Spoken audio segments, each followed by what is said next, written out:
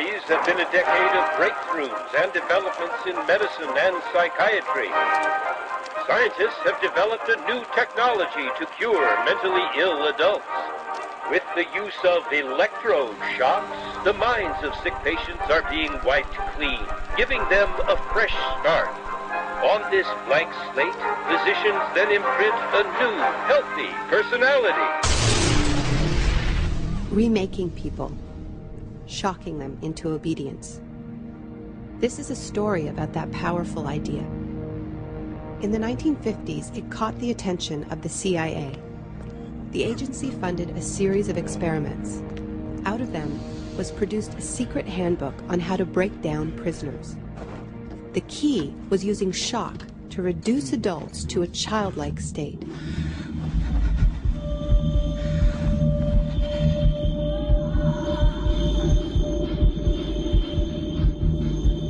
It's a fundamental hypothesis of this handbook that these techniques are in essence methods of inducing regression of the personality. There is an interval, which may be extremely brief, of suspended animation, a kind of psychological shock or paralysis.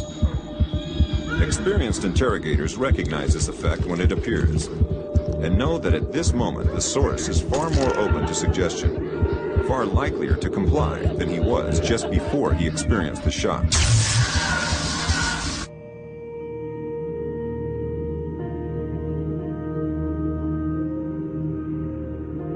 But these techniques don't only work on individuals. They can work on whole societies.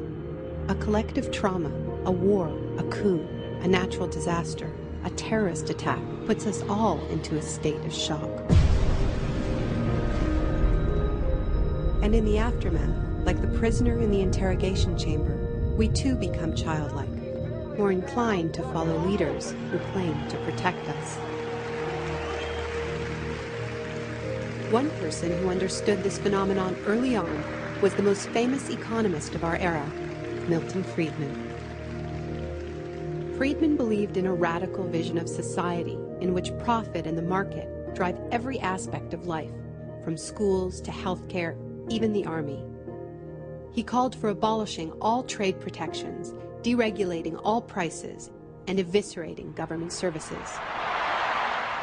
These ideas have always been tremendously unpopular, and understandably so. They cause waves of unemployment, send prices soaring, and make life more precarious for millions.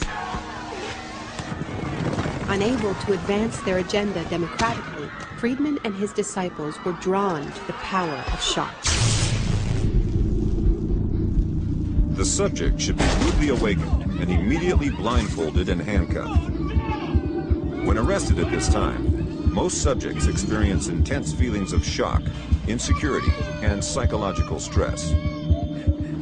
The idea is to prevent the subject from relaxing and recovering from shock.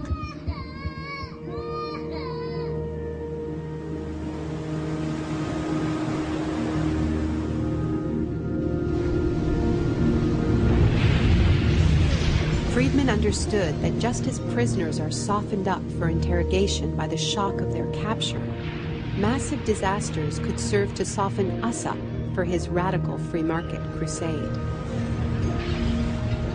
He advised politicians that immediately after a crisis, they should push through all the painful policies at once before people could regain their footing. He called this method economic shock treatment. I call it the shock doctrine. Take a second look at the iconic events of our era, and behind many, you will find its logic at work. This is the secret history of the free market. It wasn't born in freedom and democracy. It was born in shock.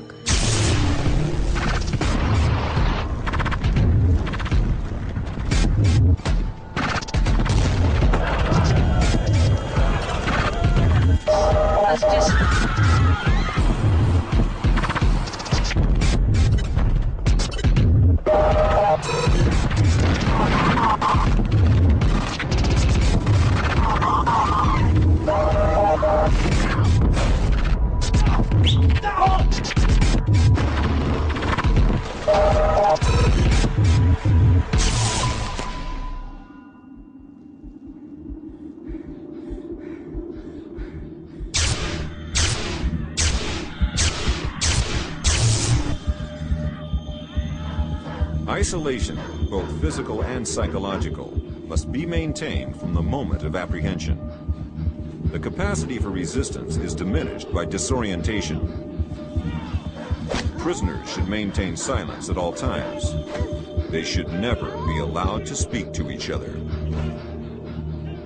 There's one other thing I've learned from my study of states of shock. Shock wears off. It is by definition a temporary state. And the best way to stay oriented, to resist shock, is to know what is happening to you and why.